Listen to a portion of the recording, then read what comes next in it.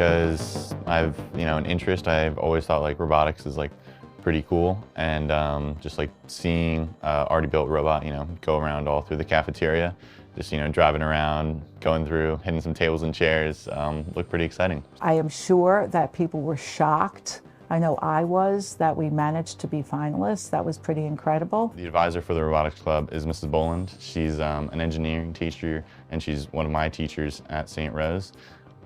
She's the reason this program started, and the reason that we were able to do everything we could and receive that second place in those other awards.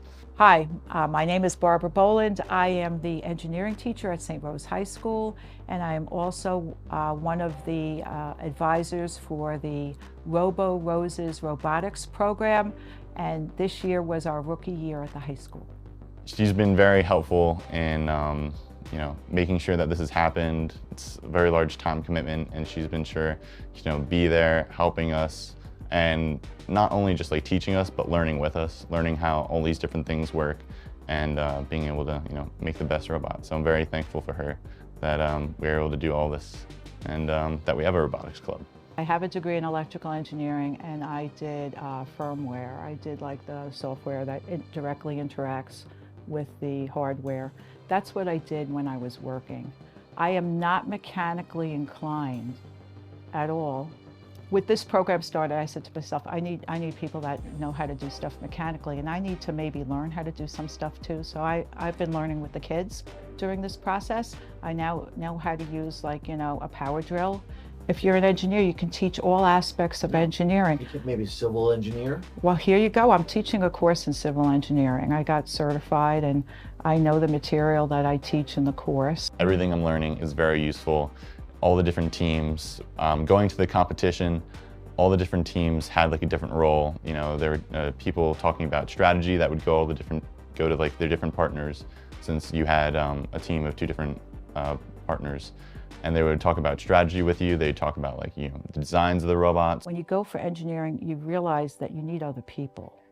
You're not going to be able to do everything yourself. There's no way you're doing everything yourself. You need to have people that are good at software. So actually, like we were doing C++, that part of the picture I can understand, okay?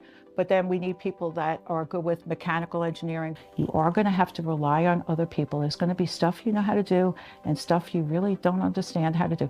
It's humbling, but then again, it's also reassuring to know that there's other people who will help you. We had a very simplistic robot. When we first went and understood what the game was, we were with another high school up in Clifton, and we went into their machine shop, which was this massive double garage, so much space, so much different tools and equipment to use. And they helped us get a base, helped us get our basic design down, and then also just brainstorm with us. And I thought that was very helpful. We wanted to be predictable and reliable and actually do the task that we were trying to do. We could just start brainstorming, okay, how are we going to do this? What are we going to do? And we had a basis, so we had our basic layout for the robot already completed, and all the wheels assembled and the motors assembled so it could move around. It's built mostly out of wood. It's different design, not as mechanical or innovative, more simplistic, but gets the job done, and worked out well for us. Some of these teams have a lot of students, and they'll have them go out and be scouts and watch competitions and notice who's doing what. But some of them also send their people out to help other schools. So we're a rookie team, and some of the other teams sent kids out to help us. And this one boy stayed with us for an hour or two. He was there helping us with everything. So there's a lot of communication skills and teamwork going into it, being able to introduce yourself to new people socially, and just start up a conversation, talk to them, learn from them, grasp what they're saying, being a team player. Since our robot was more of a support player, we couldn't stack or do all the different things other players could, but we could definitely be helpful in our own way. So I feel there's definitely a lot of different skills to learn, and that's just another aspect of it, not even going into all of the learning about engineering or learning about programming, anything like that. We needed something, he went and got it. And he was even happy when we got selected for one of the alliances. He was from a good team that did well too, you know what I mean? But he said, at the end, I remember he said, I can't believe you were a rookie team and you actually came in second place. But he was happy for us. And that's the part that I really like, the fact that other schools actually work with you to help you. And it's not, we're against you and we don't want you to succeed. We want to see you succeed. You know, there are a lot of different teams like helping us out, seeing we're a rookie team and saying, oh, maybe you should try this, maybe you should try that. So they are very helpful in making us think of different ideas and different things that we can do to make our robot better. Because we were ranked last, at lunchtime, you get to go home because you didn't qualify for the final. The top 8 of the 30 schools get to choose who they want on their alliance. And that's how we got to be finalists. A team picked us because we were reliable and predictable, and we got picked for the 3rd. One of the coaches came to me on Sunday morning of that first weekend and said, how would you feel about it if we asked you to change part of the design on your robot?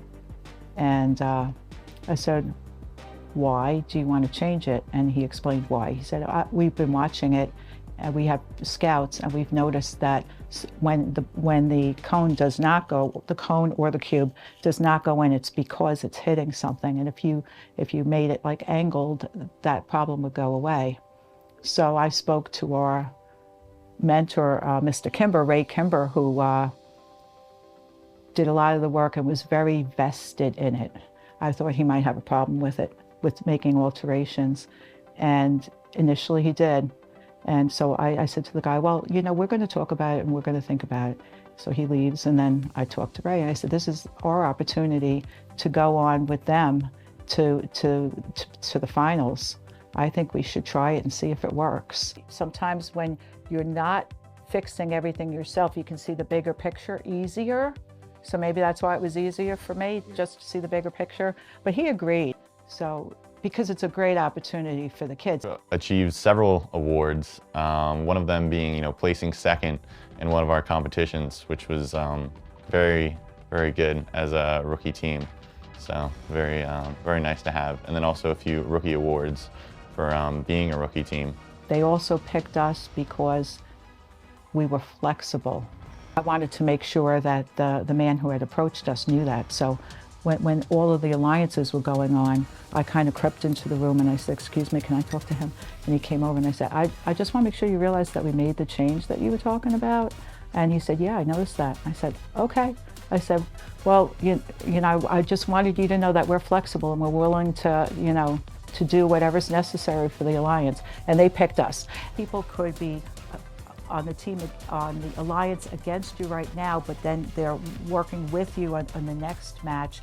And the entire time, whether they're on the team with you or against you, they're actually trying to help you because they want your robot to at least work, be operational, okay? And then when you have your operational robot, we want to beat you because we think that we're better than you. But I think that whole spirit is a really good spirit of cooperation. You're a winner even when you're not a winner, but everybody likes to be a winner, so I hope that that encourages people to come out next year.